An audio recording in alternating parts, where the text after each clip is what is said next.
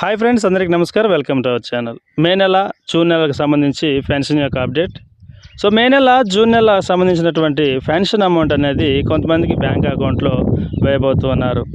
So దాదాపు 75% మందికి pension amount అనేది అకౌంట్లో వేస్తారు.